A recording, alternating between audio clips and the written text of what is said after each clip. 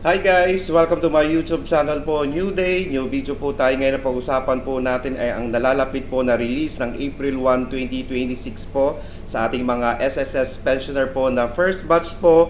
Sigurado po ako na mamumove po siya or mapapaaga po ang release nito dahil nga po nasa Holy Week po ang April 1. Ang normal crediting po natin supposed to be ay April 1, that is Wednesday po, dahil nga po nasa Holy Week po, may mga bangko po na sarado na po at may mga bangko po na mas maaga pong nagre-release ng inyong monthly pension dahil dito mamumove po siya ng March 31 po sa ating mga SSS pensioners po dyan. Abang-abang na po tayo by March 31 dahil check po ako na marirelease na po iyan dahil nga po sa dalawa. Una po dahil nasa Holy Week po, Wednesday.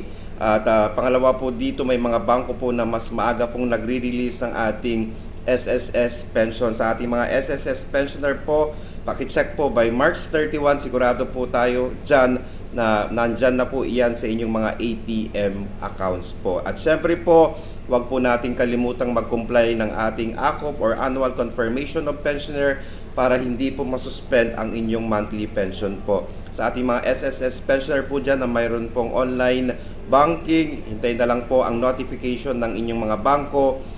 Kung may dumating na pong notification para po sa inyong pension, ibig sabihin po ito, dumating na po sa inyong ATM accounts po or dumating na po yan sa inyong mga account.